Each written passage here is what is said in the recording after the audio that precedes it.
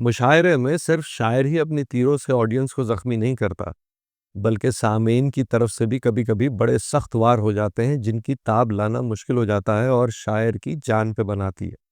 मैं हूँ बाबर इमाम और आज रोस्टिंग के ऐसे ही कुछ दिलचस्प किस्से सुनिए। एक बार सिकंदर अली वज्द साहब किसी मुशायरे में अपनी गज़ल सुना रहे थे। जब मक्ते पर पहुंचे तो बड़े फख्र से इरशाद फरमाया कि 200 बरस में वज्द सिराजो वली के बाद उठे हैं झूमते हुए खाके दकन से हम। अभी महफिल पर एक कैफियत तारी हो ही रही थी कि एक मनचले ने फप्ती कसी, वज साहब झूमते हुए उठे हैं तभी 200 साल लग गए, सीधे सीधे उठते तो शायद जल्दी उठ जाते हैं। सामईन के शिकार का एक और किस्सा सुनिए। माहिर लखनवी एक सिन रसीदा शायर थे। उम्दा अशार कहते थे और खूबसूरत तरन्नुम में कलाम पढ़ते थे। उनके दांत नहीं थे इसलिए डेंचर्स लगाते थे। एक बार एक मुशायरे में गज़ल पढ़ने के लिए उन्हें स्टेज पर बुलाया गया। मौसूफ जैसे ही मतला पढ़ने लगे तो उनकी बत्तीसी मुंह से निकलकर गिर पड़ी। उन्होंने जल्दी से उठाकर लगाया और गज़ल शुरू करने की कोशिश की तो बत्तीसी फिर से फिसलकर गिर पड़ी।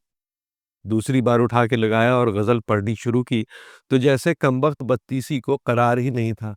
फिर जबड़े के चंगुल से जान छुड़ाकर फर्श की राह निकल पड़ी। तभी ऑडियंस से आवाज़ आई, चचा कैसेट ही बदलते रहिएगा या गज़ल भी सुनाइएगा। मुशायरे में जुमला तराशना और शायर के जैसे तर्रार हदफ पर निशाना लगाना फन तो है ही, साथ ही बड़े दिल गुर्दे का काम भी है। अगर निशाना बैठ गया तो बाजी आपकी, वरना लेने के देने भी पड़ जाते हैं। और एक बार ऐसा ही हुआ। सुंदर मालेगांवी साहब मुशायरे में अपनी गज़ल पढ़ रहे थे जिसमें एक शेर था, पाँव रखा है उसने पानी में, सारा पानी शराब कर डाला। एक साहब को तेजी सूझी और बोल पड़े, सुंदर भाई पानी शराब नहीं पानी खराब कर डाला। सुंदर साहब ने बरजस्ता जवाब दिया, आप खामोश रहिए, पाँव उसने रखा है आपने नहीं। तो जनाब मुशायरों में सिर्फ काफिया और रदीफ नहीं मिलते, कभी कभी ईंट का जवाब पत्थर से भी मिलता है।